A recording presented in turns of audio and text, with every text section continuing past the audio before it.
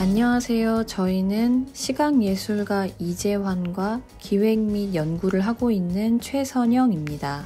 저희는 특정 장애 유형을 중심으로 질문을 시작하지 않고 다양한 사람들이 함께 할 수 있는 환경, 그리고 그때 고민해야 될 요소들에 대해서 좀 더 폭넓게 질문하였습니다. 현장에서 많이 활동하고 계신 분들과 만날 수 있는 방식을 특히 캠프 방식으로 열어서 좀 더 밀접하게 소수의 인원과 이야기를 나누는 방식을 취했고요. 그날 나왔던 이야기를 바탕으로 우리가 어떤 내용과 워딩을 가지고 현장에 계신 예술가나 기획자, 매개자 분들과 이번에 개발한 것을 나눌 수 있을지 고민했습니다.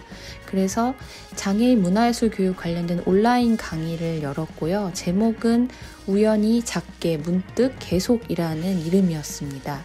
여기에는 전국에서 신청하신 160여 명 정도의 참여자들이 저희의 이야기를 듣고 질문과 의견을 나눠주셨습니다. 그 전반적인 과정을 책으로 담아서 좀 더 정리된 언어로 현장에 배포하는 것이 저희가 올해 특히 중점적으로 고려했던 진행 방식입니다. 올해 저희가 생각했던 활성화의 방향성은 저희가 몇 가지 개발한 것이 여러 현장에서 적용되거나 단순히 반영되는 것이 아니라 저희가 생각했던 질문들 혹은 좀 더 열린 요소로서 고려해야 될 것들을 어떻게 다양한 현장들에서 각자의 개별성이나 개별적 상황에 맞춰서 실험해 볼 수 있을지 그 부분을 좀 더 고려했고요. 그 실험들이 다양해지는 것이 활성화라고 생각했습니다. 그래서 명제화된 프로그램 안이나 몇 가지의 모델들을 제시하기보다는 이러이런 요소들을 고려해서 이런 것을 해봤다.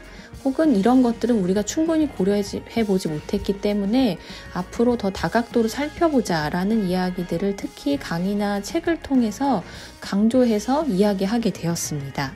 일단 캠프는 현장에 계신 분들과 좀 더 밀접하게 만나서 고민을 나누는 자리로 의미가 있었고요. 장애인 문화예술 교육 관련돼서 감각하기에 대한 논의가 많이 있는데 과연 예술가, 기획자가 감각하기를 일상적으로 충분히 실험하고 있는가 이 질문을 현장에 계신 분들과 나누기 위해서 기획하였습니다. 그래서 현장에 계신 분들을 저희가 같이 활동하고 있는 시골집에 초대해서 자연의 여러 요소나 혹은 주변의 요소들을 함께 감각해 보기도 하고 그 과정에서 자신에 대해서 생각해 본 것을 좀 더 솔직하게 나누는 대화의 자리를 마련했습니다. 이 과정에서 느낀 것은 개별 예술가나 기획자들이 현실적으로 어떤 고민을 가지고 있는지 그리고 교육 현장에서 어떤 어려움을 가지고 있는지 좀 더 구체적으로 알 수 있었고 그것을 토대로 보다 현장에 도움이 되는 내용을 마련해서 온라인 강의를 진행하게 되었습니다. 문화예술 교육을 하는 사람들이 주로 어떤 프로그램을 계획할 것인가 이런 준비 과정을 많이 하는 것 같아요.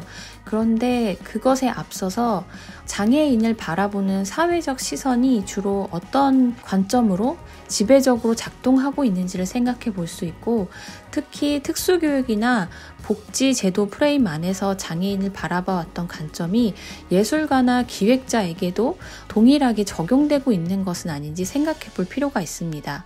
그리고 예술가의 경우는 자신이 학습했거나 자신이 전공했거나 주로 활동하고 있는 분야, 장르의 관점을 가지고 장애인 문화예술 교육을 시작하는 경우가 많이 있는데요.